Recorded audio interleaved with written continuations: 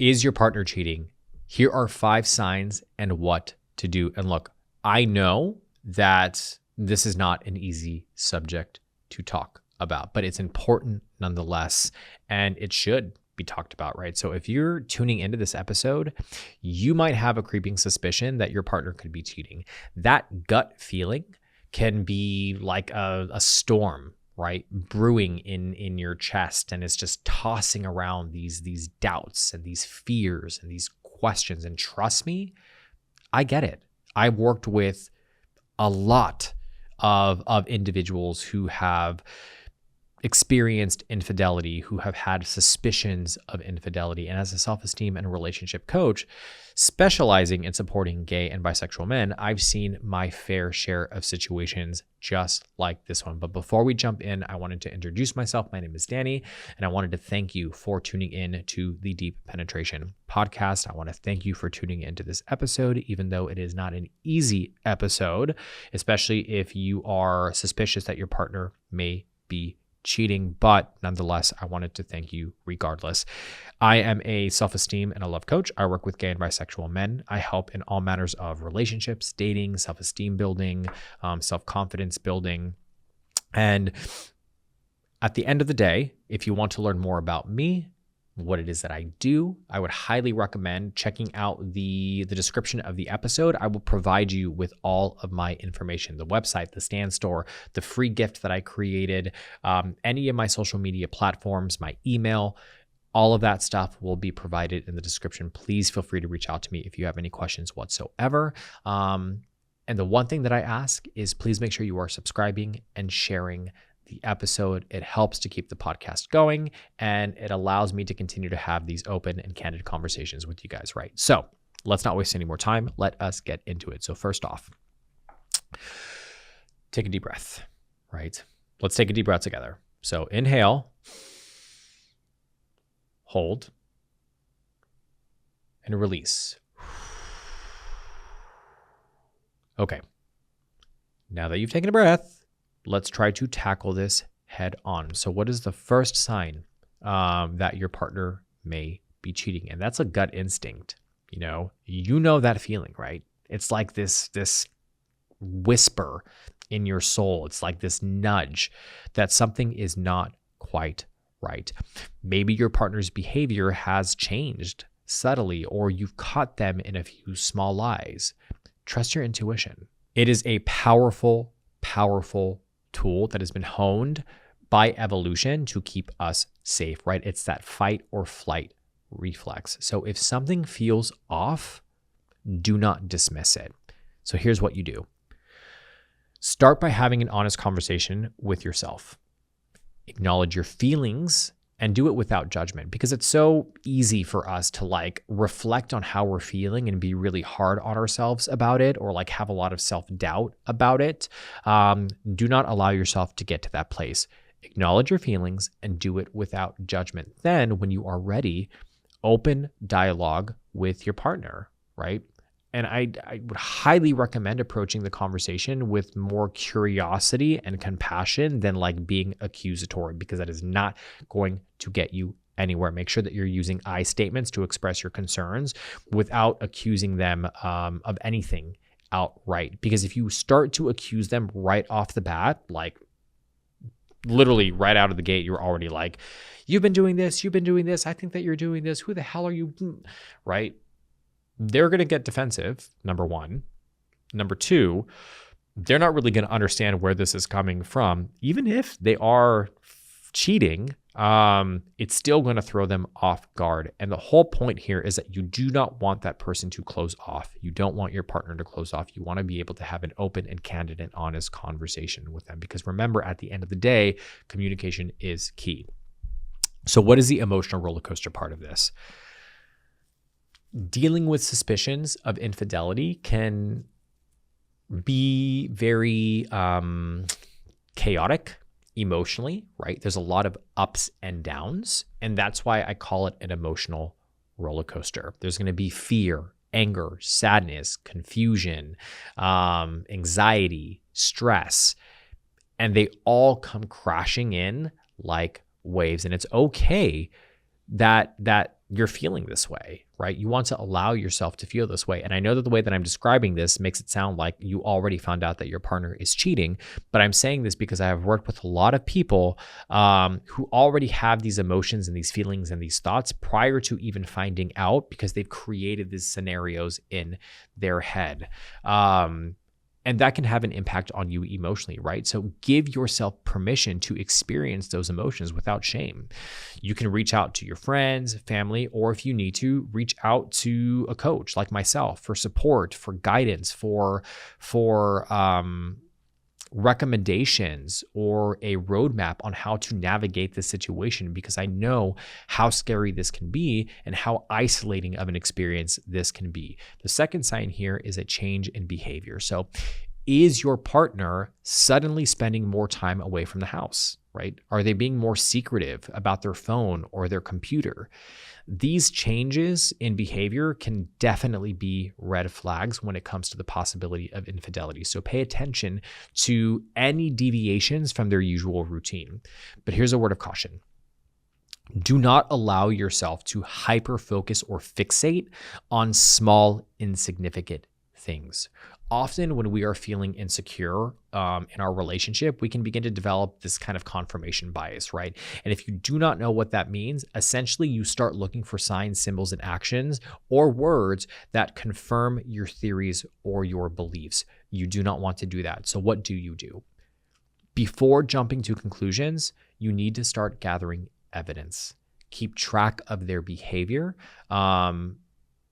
and keep an eye on anything that is suspicious, right? Look for patterns or inconsistencies. And once you have enough information, then you can confront them calmly and directly, right? Avoid accusations. And instead of focusing on expressing yourself in a overly emotional way, try to express yourself as objectively as you can. Stick to the facts and what your concerns are.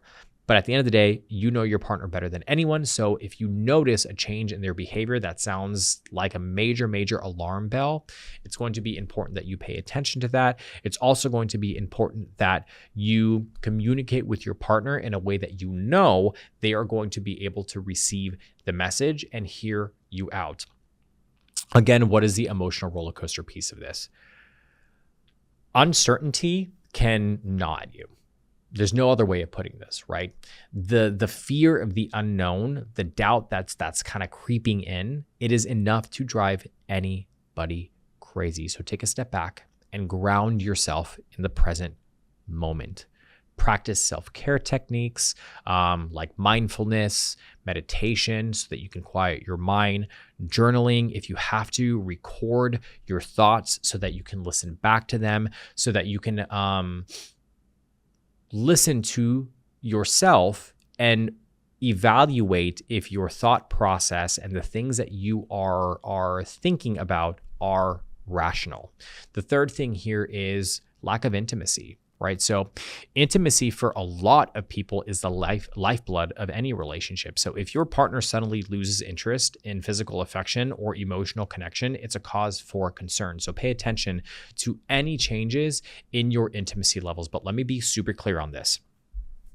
Every relationship goes through its ups and downs. Every relationship goes through its phases when it comes to physical intimacy. And the very beginning of the relationship, maybe you guys are going at it 24/7 all the time. And then as the relationship progresses and you guys have been together for a longer period of time, it's not as frequent. There is also the possibility of other things going on, right? So maybe there's physical reasons for why your partner is not being intimate, right? Do they have low testosterone? Are they struggling with ED? Are they having health issues, right? Cardiovascular issues. There are many different reasons for why a person's drive may change. So I don't want you to look at the situation and say, oh, my partner is not being intimate with me anymore. Something has to be wrong. Make sure that you are getting a 360-degree view of the situation before you jump to that specific conclusion. So what do? Initiate a heart-to-heart conversation with your partner about your concerns, right?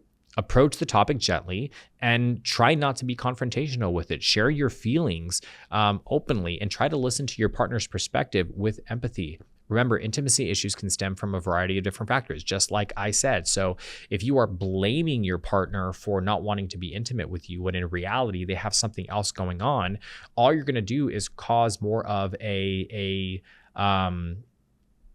rift in the connection between the two of you. So you want to try to approach the situation as empathetically as you can, even if you are incredibly frustrated or concerned when it comes to intimacy. You can also try to initiate intimacy with your partner and see how they react. If you notice they continually reject you or are not in the mood, it's definitely something that warrants a conversation for sure. So what is the emotional roller coaster piece of this? Feeling rejected by your partner can be devastating. It can be really hard. It can trigger all sorts of insecurities. It can trigger self-doubt, which a lot of us gay and bisexual men have to deal with due to our experiences, historically speaking, from our past. So remember, your worth isn't defined by your partner's actions. Find ways to nurture your self-esteem and to remind yourself of your own personal value, independent of your relationship. And in doing this, it will definitely help you to keep a level head about the situation. The fourth sign here is secrecy and defensiveness. So does your partner get defensive or evasive when you ask simple questions? Do they guard their phone or computer like it's Fort Knox? These kinds of behaviors could definitely be a sign that they are hiding something. So what do? Approach the situation with curiosity. And again, do not accuse them of anything right off the bat. Express your concerns and be transparent about it. Let them know, like, hey, I've noticed that over the past couple of months or the past couple of weeks, whenever I ask you any questions about, this particular situation, you get incredibly defensive. Why are you getting so defensive about it? And to be honest with you, it's making me a little bit, it's making me struggle, or I'm struggling to trust you in this situation because I don't feel that you are handling it in the best way. If your partner becomes defensive during that conversation, try your best not to escalate the situation, right? Like, you matching their energy in that situation is not going to get you anywhere. Instead, give them space to process and try again to encourage some level of communication. And look, over an extended period of time, if that just does not seem to work, then at that point, we would have to approach the situation differently. So what is the emotional roller coaster piece here? Feeling shut out by your partner can trigger a ton of different emotions. And it's easy to spiral into that place of self-doubt and insecurity. But remember, you deserve honesty and respect in your relationship. So do not settle for anything less. The fifth and final sign here is intuition from others. Right? Have friends or family members express concern about your partner's behavior. Sometimes those closest to you can see things that you're blind to. So do not ignore other people's intuitions. What do you do in this kind of situation?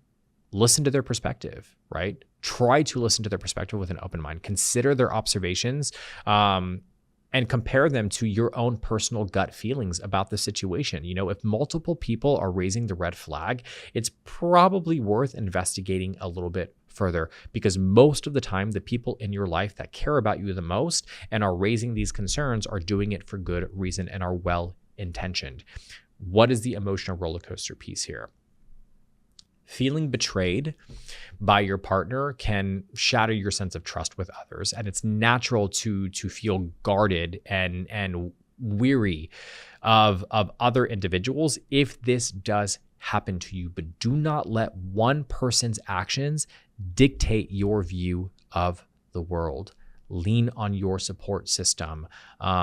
Lean on the knowledge that you have with the interactions that you've had with other people, your friends, your family, your colleagues, people that you trust, and know that there are people out there that are trustworthy, that are reliable, that can be stable and consistent. It's incredibly unfortunate that the person that you are in a relationship may have done these things, which of course is going to knock you down for a little bit. That is absolutely natural. But again, do not allow this one person's actions to dictate how you are going to live the rest of your life and your ability to be loved and love again. Because if you do, you are giving that person all the power and they do not deserve it. I hope you guys found this episode to be helpful. If you have any questions whatsoever, please feel free to reach out to me. These are 5 signs. It's not the only 5 signs, and it's not in any particular order, right? So every situation is different. Every relationship is subjective. Every instance of infidelity has its own root cause. So if you are currently in this situation, if you are struggling with this situation, please do not hesitate in reaching out to me, booking a one-on-one coaching session. Let's have a conversation about it so that I can help you navigate this situation and get you to a much better place emotionally, mentally, spiritually, physically, all of those good things. I hope you're having an amazing day wherever in the world you are, morning, night, whatever the case may be, and I will see you in the next episode.